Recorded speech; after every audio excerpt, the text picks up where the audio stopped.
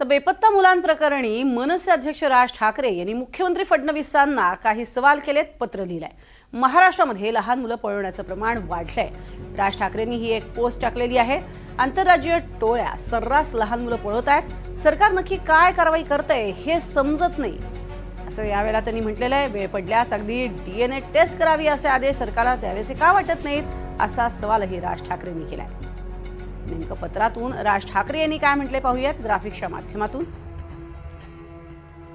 महाराष्ट्रामध्ये लहान मुलं पळवण्याचं, ती बेपत्ता होण्याचं प्रमाण वाढतंय। NCRBच्या आकडेवारीनुसार 2021 ते 2024 या काळामध्ये जवळपास 30% हे प्रमाण वाढलंय। लहान मुलांना पळवून नंतर त्यांना कामाला जुंपणाऱ्या, भीक मागायला लावणाऱ्या आंतरराज्यीय टोळ्या तयार झाल्यात। या टोळ्या सर्रास लहान मुलं पळवत आहेत आणि यावरती सरकार नक्की काय कारवाई करतं हेच समजत नाही अशी उद्विग्न भावना त्यांनी या पत्रातून व्यक्त केली आहे।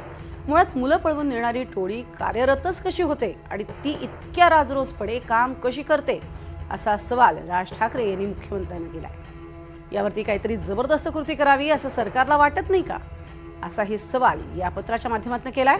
आज आपण रस्त्यावर, स्टेशनवर, बस स्टँडवर लहान मुलं भीक मागताना बघतो, ती कोण आहेत असा सवालही त्यांनी केलाय। त्यांच्या सोबतचे जी माणसं भीक मागत असतात ती खरंच त्यांचेच आई वडील असतात का, असाही सवाल या निमित्तानं त्यांनी उपस्थित केलाय। याचा तपास किंवा वेळ पडल्यास अगदी DNA टेस्ट करावी असे आदेश सरकारला द्यावेसे का वाटत नाहीत असे या पत्राच्या माध्यमातून राज ठाकरे यांनी विचारलंय। खरं तर केंद्र सरकारनं हा विषय सगळ्या राज्यांशी बोलून या विषयात कृती गट तयार करायला हवा।